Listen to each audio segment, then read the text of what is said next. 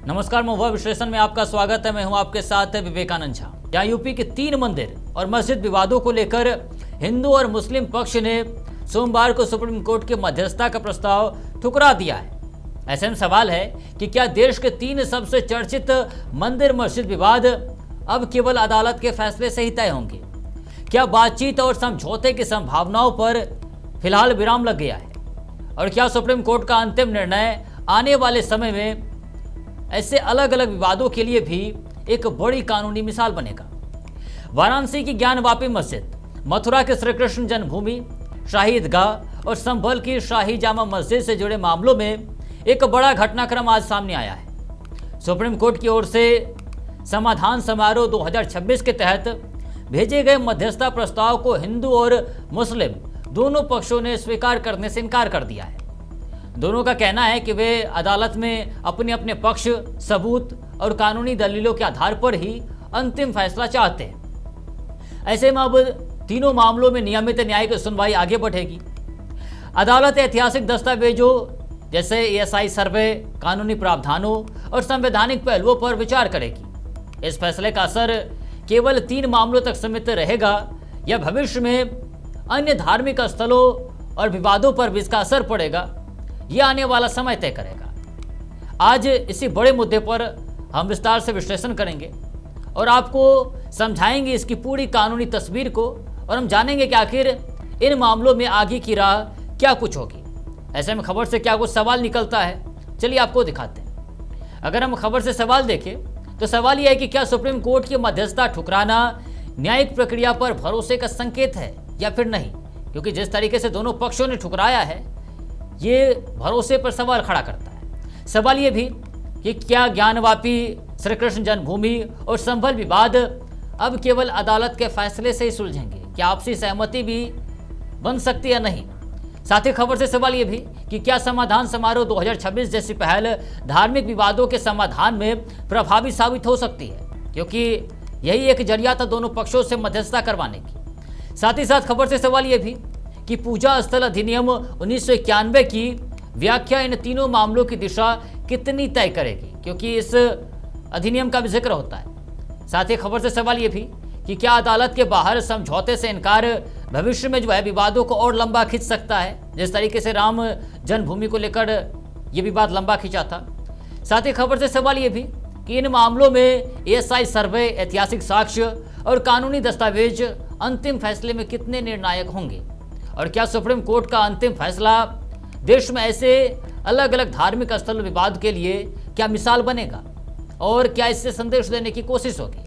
ऐसे में सबसे पहले इन खबरों का जवाब आपको बताए उससे पहले हम एक नज़र डालते हैं खबर के इतिहास पे कि आखिर इतिहास क्या कुछ कहता है। खबर का इतिहास देखिए तो उत्तर प्रदेश के 3 प्रमुख धार्मिक स्थल, वाराणसी की ज्ञानवापी मस्जिद, मथुरा के श्री कृष्ण जन्मभूमि, शाही ईदगाह और संभल की शाही जामा मस्जिद, इससे जुड़े विवाद कई दशकों से अदालतों में लंबित है। इन मामलों की जड़ें ऐतिहासिक दावों और धार्मिक आस्थाओं से जुड़ी है।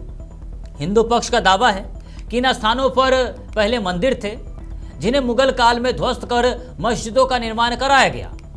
वहीं मुस्लिम पक्ष इन मस्जिदों को वैध धार्मिक स्थल बताते हुए पूजा स्थल अधिनियम 1991 और पुराने समझौतों का हवाला देते हैं। ज्ञानवापी विवाद में वर्ष 2021 के बाद कई नई याचिकाएं दायर हुई, जिसके बाद ESI सर्वे, वजू खाना और पूजा के अधिकार जैसे मुद्दे अदालतों में पहुंचे। मथुरा के श्री कृष्ण जन्मभूमि, शाही ईदगाह मामलों में 1968 के समझौते की वैधता को चुनौती देने वाली अनेक याचिकाएं दाखिल की गई। वहीं संभल की शाही जामा मस्जिद को लेकर सर्वे और स्वामित्व संबंधी विवाद अदालत तक पहुंचा। इन्हीं लंबित मामलों के बीच सुप्रीम कोर्ट ने समाधान समारोह 2026 के तहत आपसी सहमति से समाधान का प्रयास किया, लेकिन हिंदू और मुस्लिम दोनों पक्षों ने मध्यस्थता का जो प्रस्ताव है उसे ठुकरा दिया। अब तीनों मामलों का अंतिम फैसला नियमित न्यायिक प्रक्रिया और सुप्रीम कोर्ट के निर्णय पर निर्भर करेगा कि आखिर सुप्रीम कोर्ट इन फैसलों पर क्या कुछ निर्णय लेती है, और क्या जो ये ठुकराया गया प्रस्ताव, आखिर इस प्रस्ताव का आने वाला समय क्या होता है? क्या ये तीनों विवाद जो है वो आपसी मध्यस्थता से सुलझेंगे या फिर कानूनी प्रक्रिया से अब ये देखना होगा।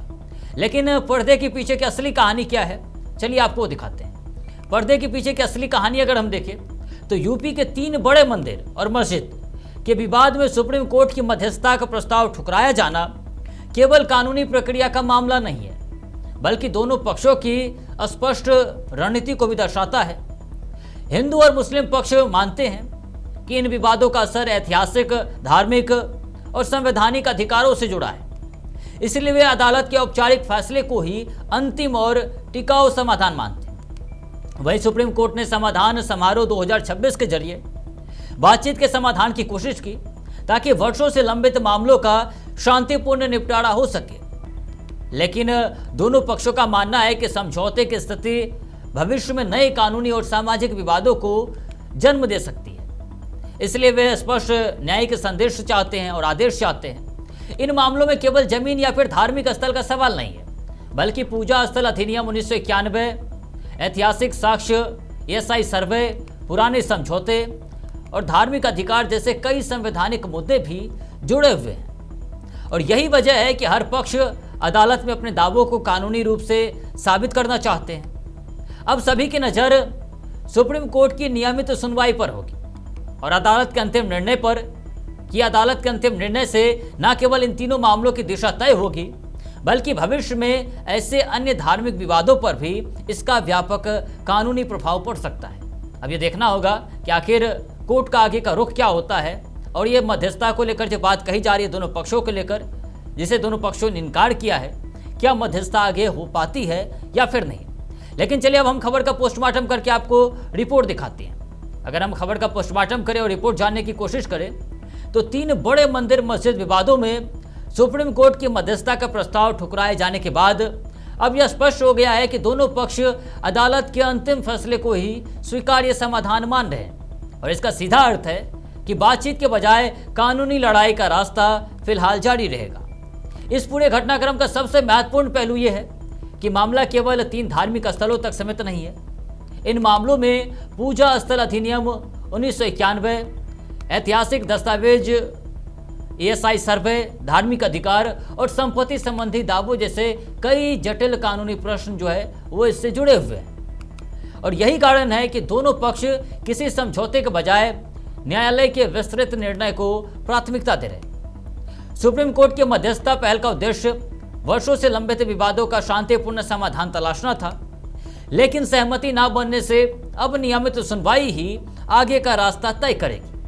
अदालत में साक्ष्य, दस्तावेज और कानूनी दलीलों के आधार पर फैसला होगा, इसलिए प्रक्रिया लंबी चल सकती है। अब देखना होगा कि आखिर फैसला कितनी लंबी चलती है। अब सबसे बड़ा सवाल यह है कि सुप्रीम कोर्ट इन मामलों में किन कानूनी सिद्धांतों को प्राथमिकता देता है और उसका फैसला भविष्य में ऐसे अलग अलग धार्मिक विवादों के लिए किस तरह से न्यायिक मिसाल स्थापित करता है, ये अब देखना होगा।